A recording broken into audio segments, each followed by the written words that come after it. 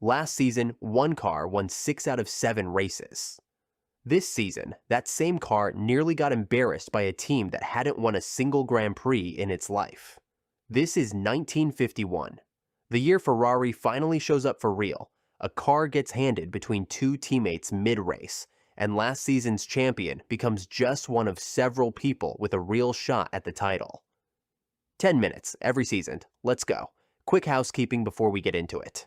Monaco's gone this year, dropped from the calendar over money problems and a lack of clear rules, which is a wild sentence to say about Monaco specifically.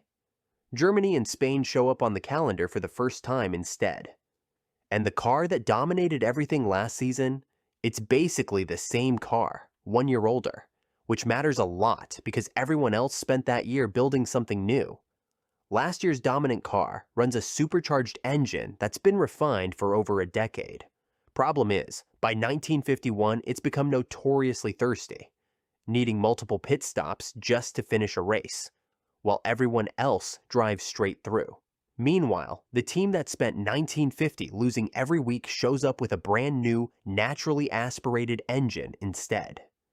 It doesn't need constant fuel stops to survive a Grand Prix. For the first time, someone's actually built something that can hang with the champions. Last season's champion is back defending his title.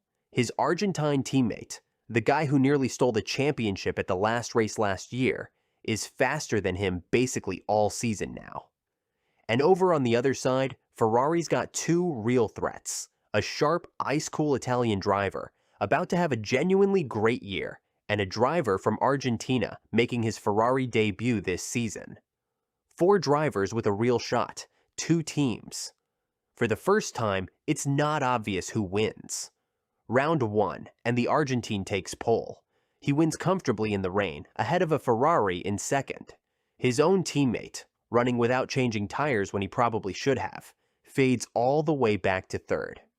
Round 2 is Indianapolis again, still completely disconnected from the rest of the season.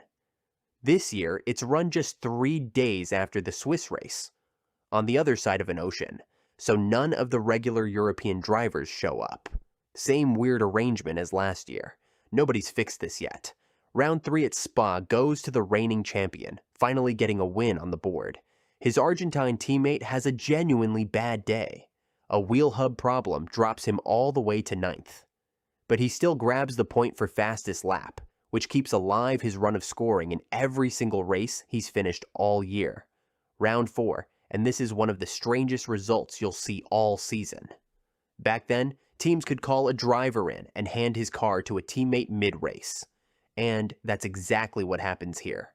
One Alfa driver comes in and the Argentine takes over his car and drives it to the win. It's officially recorded as a shared victory. It's also the older driver's only Grand Prix win of his career, and at 53, it made him the oldest winner in the sport's history. That record still stands today. Round 5, and this is the one that actually changes the sport. Ferrari wins its first ever Grand Prix, beating the reigning champion by over a minute. It's not close. This is where the fuel problem finally catches up with the dominant car for real. Multiple stops, no answer for it. After years of total dominance, the team that built modern Grand Prix racing just lost a race outright. Rounds 6 and 7 both go to Ferrari's Italian driver. First in Germany, Ferrari's first win over Alfa Romeo in wet conditions in years, then at Monza, where his car briefly catches fire during a pit stop before he gets back out and wins anyway. Meanwhile, the championship leader retires from that Monza race with engine trouble, and his points lead shrinks to just 2. Going into the final round, this is genuinely wide open. Final round, Spain, and it comes down to a tire choice. Ferrari picks the wrong wheel size for this race, and the strategy falls apart over the course of the afternoon. The Argentine driver, with no such problem, wins the race and the championship. His first title, 31 points, 6 clear of Ferrari's Italian driver in the end. Here's the part that actually matters most. Right after this season, the team that had won every championship so far looks at what it would take to keep up with Ferrari, an entirely new car built from scratch, and decides not to build it. They pull out of Grand Prix racing completely. They wouldn't come back for almost 30 years. So 1951 isn't just the year Ferrari finally won. It's the last year the old guard wins at all. That's 1951, the year the sport actually changed hands.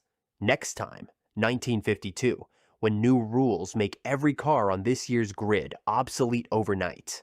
Subscribe for a new season every week.